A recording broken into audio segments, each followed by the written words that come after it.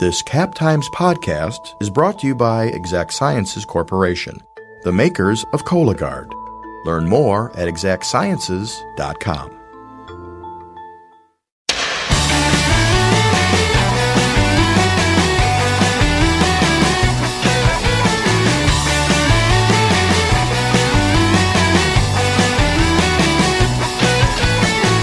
He's such an American boy. Grew up on American. 10 years ago, Mahlon Mitchell told the thousands of people who gathered to protest Act 10 that there was a fire in the House of Labor, and the Firefighters Union was there to put it out. The rallying cry resonated. Today, Act 10 is the law in Wisconsin, and Mitchell is still the president of the Professional Firefighters of Wisconsin, now with 2 statewide campaigns behind him. I'm Jessie Opoien, and this is Wedge Issues, a Cap Times podcast about government and politics in Wisconsin. This is the 3rd episode of our Act 10 anniversary series, hosted by Cap Times politics reporter Briana Reilly and education reporter Scott Girard. They talked to Mahlon Mitchell about why the Firefighters Union protested the bill, what he remembers from those days, and how Act 10 shaped Wisconsin and his own life. Started an American band. Songs about love, city don't understand. So we look to the mountain and the plain in the sand. Mahlon, thanks so much for joining us. Really appreciate you being here.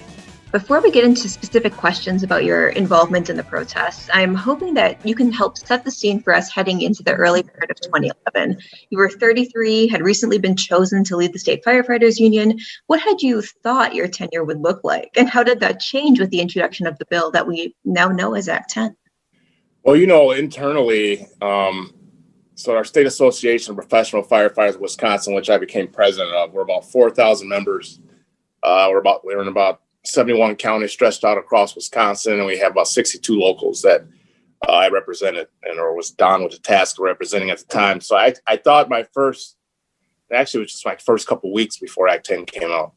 I thought my first couple of weeks would be rearranging furniture and getting the office in order and moving stuff in, moving stuff out, learning, the intricacies of the job, because I was on the board only 2 years prior to becoming president. And also looking at legislation, which is our main goal and our main focus of our association, looking at legislation that would advance the interests of firefighters. But then, as it were, the bomb was dropped and changed my life forever. Firefighters and police officers weren't included under the provisions of the Act 10 legislation, and the Professional Firefighters of Wisconsin initially supported it. How did you go from that stance to becoming such a regular face at the Capitol protests opposing the measures? Now, we never supported Act 10. I don't know if that's what you were saying, just to be clear. We didn't know what was actually going on. We didn't know what the actual changes were. We didn't know what the budget repair bill was. I was at the press conference along with a lot of other members from the AFL-CIO because we were asked, and I sit on the AFL-CIO executive board. And this is, I think, before I even had a meeting, but we got an email that, hey, there's going to be some changes to mediation arbitration, we thought, when it came to public sector unions. So Governor Walker's having a press conference. I forget the date exactly, but he had a press conference. And all of the labor leaders from the AFL-CIO, we were all standing in one corner, really outside of the press room, because we weren't necessarily invited. We were standing on outside of the press room and huddled up. And I'll tell you, even after he gave his press conference, I didn't even understand the full ramification of what was happening, because it was the press conference wasn't that detailed as obviously the 150-page budget repair bill was. I think it dropped that night. So I remember being with actually the executive director of WPPA, Jim Palmer, and we were getting a lot of strange looks from other AFL-CIO members, because they thought that we worked out and cut a deal with the governor to be exempted. And I'm serious. I still was like, exempted from what? I didn't understand exactly what was actually in the bill, I guess, because we didn't have a copy of the bill. But when police and fire were exempt, it obviously looked a lot like we had done some backdoor dealing, which is not the case. We didn't cut a deal. I had never talked to Scott Walker prior to that, other than him coming into our union meeting at the local and state level to ask for our endorsement. We actually endorsed Tom Barrett, I believe was the candidate that was running against him. My state association, as well as my local, did endorse Tom Barrett. So I just remember going and meeting with Democratic leaders and getting a lot of strange looks from a lot of members, statewide AFL-CIO exec members that I know them all now, but back then didn't know them well, and they thought we cut a deal. So it was a tense, strange time that day and the preceding weeks. Why was it important then, for the firefighters union to stand with other public sector unions and activists against a proposal that, didn't impact you directly? Nowadays they call it solidarity. Back then we just call it really the right thing to do. And as firefighters and paramedics, we try to do the right thing. We're not perfect, but we try to do the right thing. I think my first speech, and I stole this tagline. Somebody else gave me this tagline as we were standing at the rally, but I think they said, go up there and say the House of Labor is on fire and firefighters are here to put it out.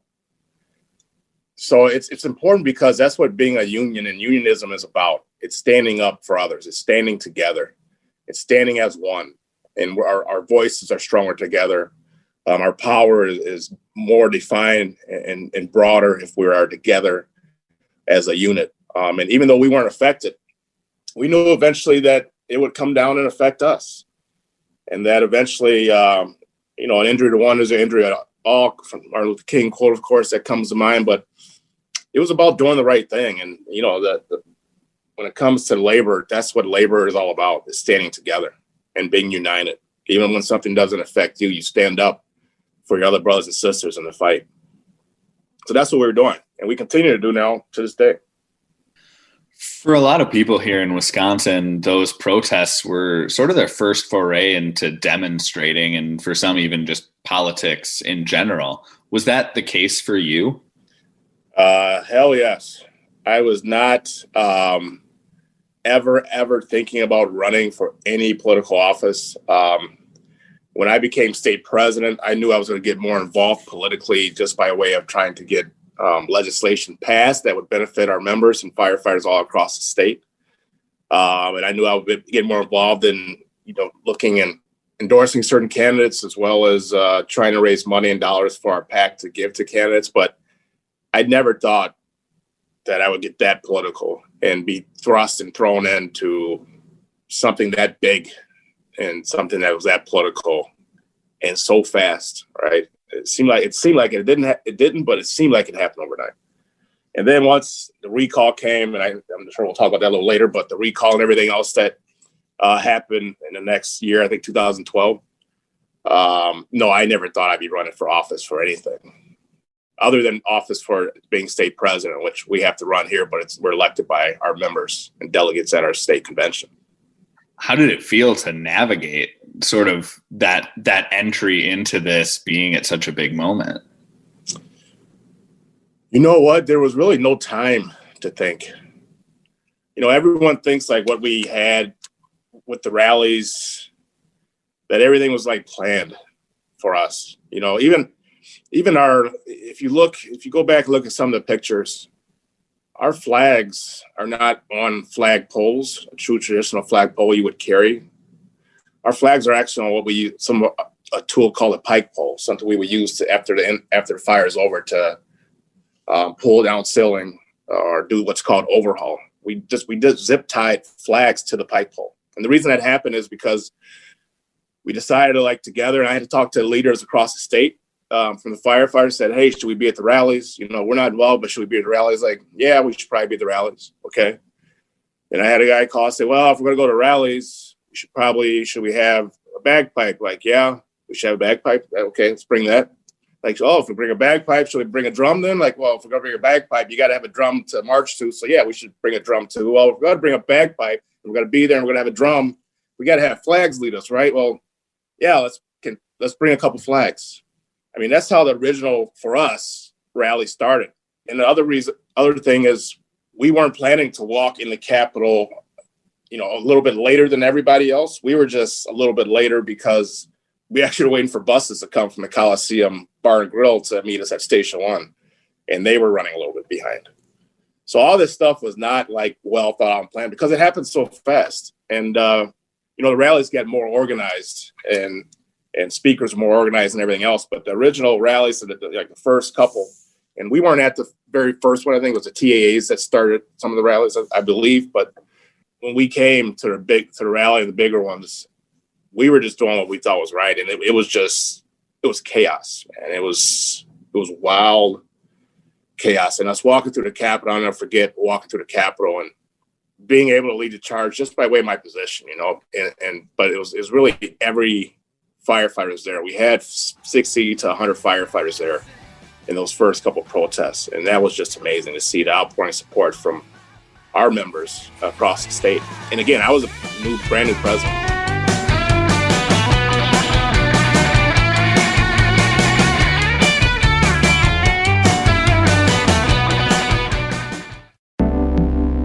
This podcast is brought to you by Exact Sciences.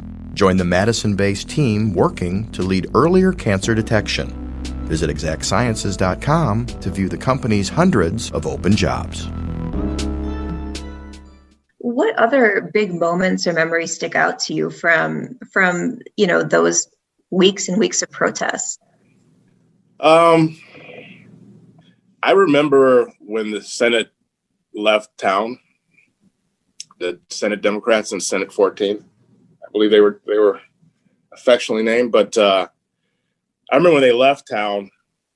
But I also remember probably one of the biggest rallies is when they came back, and they were treated. You would have thought they just won won the Super Bowl or something. The way the crowd was treating them. It was a great thing what they did. Don't get me wrong, but when they came back and Susan Sarandon there and all these famous figures there, Michael Moore being at one of the rallies and marching with him. But when the senators came back, that was one heck of a rally. And walking around the Capitol, it didn't even seem like it was even in Madison, Wisconsin. It seemed like we were on a movie set almost. It was so surreal. And I enjoyed that. I enjoyed watching them. I enjoyed how they were received by all the folks that were in support that were there and on what they did.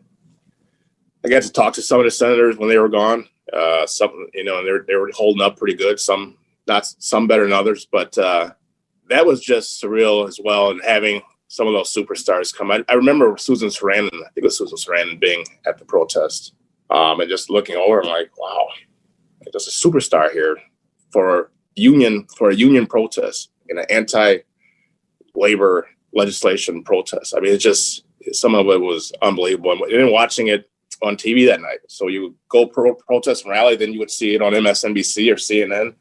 And sometimes I was on those shows, but watching it on TV at night too it all seems very, very distant right now, but it was unbelievable at the time. And then also when the farmers came, and I'm not a farmer, I'm a city boy, but when the farmers came with their tractors, that was awesome as well.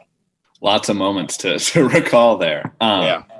Your involvement in those protests really seemed to mold your political identity as a Democratic candidate for governor years later in 2018, when you presented yourself partly as the Labor candidate. How much of a role would you say Act 10 had in shaping your perception of the political process and sort of the space you wanted to occupy within it? It had a huge role. I didn't, again, like I said earlier, I wasn't set out to be, at least I wasn't think I was running in partisan politics ever. But when Act 10 happened, obviously it got me really, really engaged. Me and Scott Walker, you probably heard me say this, but me and Scott Walker, we graduated from the same high school. He's from Delavan, Wisconsin. He's a little bit older than I am, about 10 years older than I am, but we obviously had a different upbringing of it, probably. But he's actually one who probably drove me to being more of a Democrat, I guess you would say, and also definitely running for office. Because I just think we had to get rid of him. I thought it was bad news. I thought a lot of the things he was doing were just politically motivated, which obviously he's a governor, so I guess it should be politically motivated. But politically motivated for his next step. He talked about that right to work was a distraction, but now we're a right to work state. That did happen under his tutelage. And it made me just realize that everything we do in life is shaped by politics. And a wise person once told me, you can not like politics, but politics likes you, because everything you do is shaped by politics. And my mom used to always say that you're either on the You're either at the table or you're on the menu, and you don't want to be on the menu. So to be at the table, you got to be in the political arena. And I ran because I thought it was the right time, right place. I was getting encouraged by a lot of folks to run. I hate when politicians say that. Well, people are asking me to run. I shouldn't even say that. Anyway, but people were asking me to run. I just hate when people say that. But anyway, I had a lot of support out there, and a lot of it came from Act 10. And I'm not a household name now, right? But I wouldn't be doing this interview with you two unless it was for Act 10. So it did heighten my profile, so to speak, and it gave me the ability to be sitting here talking with you, as well as the ability to run for higher office. Now, I didn't win, but I gave him hell. I hated that primary. I mean, it's good. Democracy is great and all, but being on the other side of that and being in a primary of 9 to 10 folks is just miserable.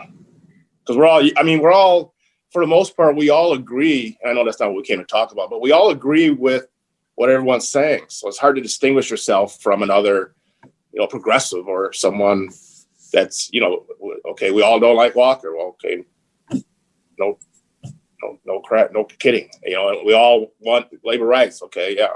Progressive ideals, yeah. Healthcare for everybody. Okay, well, how do you distinguish yourself? And you're saying the same thing over and over. It was just never again for me running in a crowded primary. I tell you that.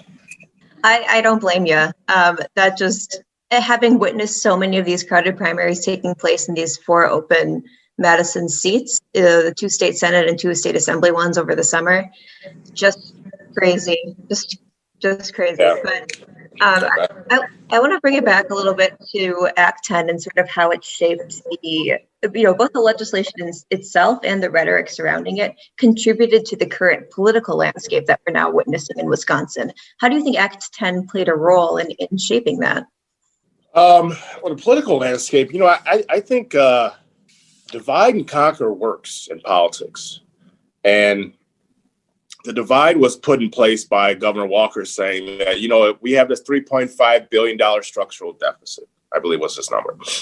And if it weren't for those state employees or those teachers having great benefits, not paying a dime for their health care, even though we know we bargained over time to have our health care at a cost that we can afford in lieu of raises. And if these state employees didn't have these great pensions, even though our pension fund is great, one of the best pension, if not the best pension plans in the world. And we also bargain over time in lieu of raises, not getting raises to keep our pension affordable for us. If they didn't have these pensions, then, your life will be better and our state's finances will be great. So the divide was that he picked an enemy. In this case, the enemy was public sector unions and public sector employees, working class people. Were the enemy of other working class people. And he divided our state. And it worked. And I think a lot of the political rhetoric and the political landscape that we're currently here in the state, as well as the political landscape at the national level, I think Donald Trump, and not getting too political here, but I think former President Donald Trump actually used a lot of Scott Walker's tactics and created an enemy. His enemy was different, but still, same philosophy, and that is to have an enemy. You keep handling that enemy. If you keep saying the same thing over and over and over, people start to believe it to be true.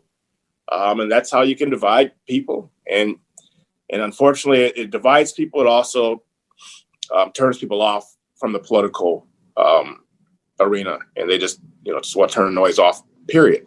So a lot of the legislation that we see now, voter ID and other things that are across our state, 0% levy increases, they all stemmed from Act 10 and Governor Walker creating an enemy.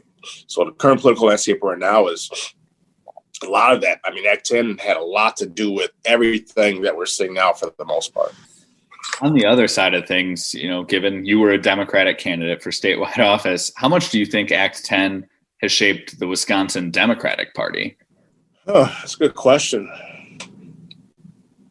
I mean, it's definitely something that we talk about in every election. It's something that, unfortunately, you have to, as a Democrat and as trying to come up with a strategy. We did a recall, right? And the recall was recalling a sitting governor for a legislative issue or legislation that was passed. It wasn't because of malfeasance or nonfeasance or, anything dereliction of office. It was a legislative issue. And obviously we found out that a lot of Wisconsinites at the time did not agree with that recall election. And it was we were talking about Act 10 the entire time. That's why we're doing a recall. So that's what we talked about. That turned out to not be a winning recipe. So now I think on the Democratic side, there's a lot of strategists and paid consultants that are figuring out the best way to message around labor rights and workers' rights, but also not get back into some of the fights of 2011 and 12 because did not prove to be successful on the other end when it came to electoral politics. But also, if you look at what happened with Act 10, and then you go to Ohio, which I was there for SB 5, some of the things that happened with John Kasich, it all trickled down. And it started in Wisconsin. Look at what happened with some things in Missouri, Iowa. It all trickled down. It all started with Act 10 here in Wisconsin. We were unfortunately, for us labor folks, we were the standard bearer at the time for what Republican governors could and wanted to do to unions. So as Democrats, it's about messaging, and it's about making sure that we still believe in our core values, and that is that workers' rights, making sure that we're sticking up for unions, but messaging around unions and what unions actually do and why unions are important in this world. There's a reason why billionaires are spending millions of dollars to try to get rid of unions. It's because unions they work and stick up for the middle class and the working class people. 10 years later, you're still the head of the State Firefighters Union. How do you believe the labor movement has been impacted by Act 10? And was the law as damaging as opponents feared it would be? Yeah, the law was very damaging. We're a place where AFSCME started. A great union, AFSCME, started in Wisconsin in 1932. I think we had over 60,000 members between state, local, and county employees that were AFSCME members. Now I think they're less than 15,000, I believe, maybe a little more than that. But I know they've been cut tremendously. Same thing with the teachers union and the NEA affiliate. And a lot of folks will say, well, that proves that their members didn't want to be part of their union.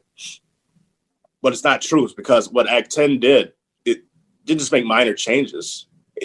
Act 10 was Janus on steroids. Act 10 only allowed public sector unions to have 1-year contracts. And you can't bargain over anything above CPI or COLA.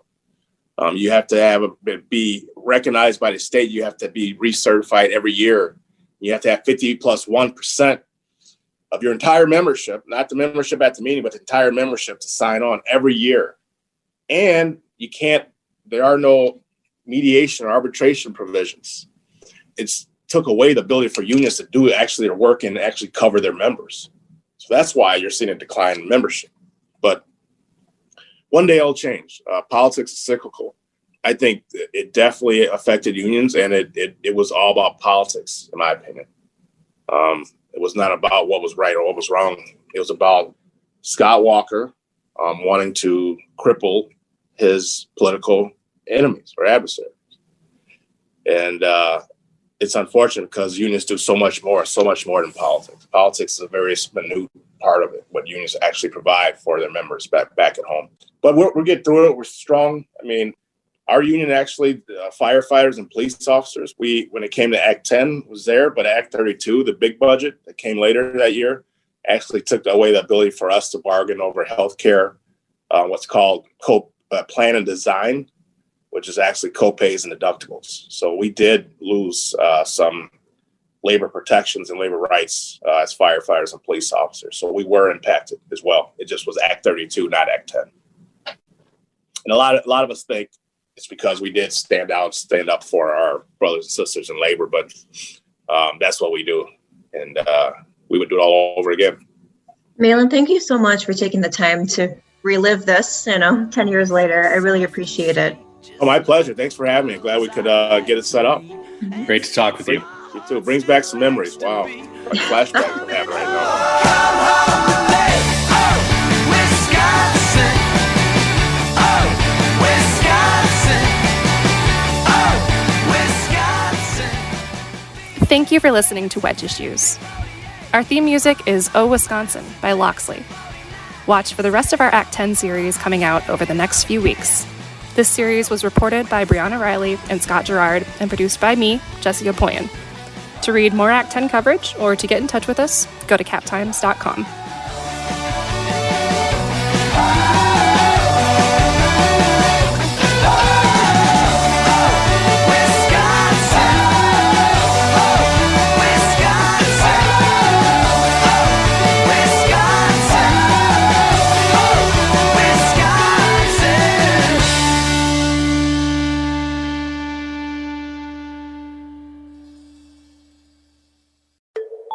This podcast has been brought to you by Exact Sciences Corporation, the makers of Cologuard.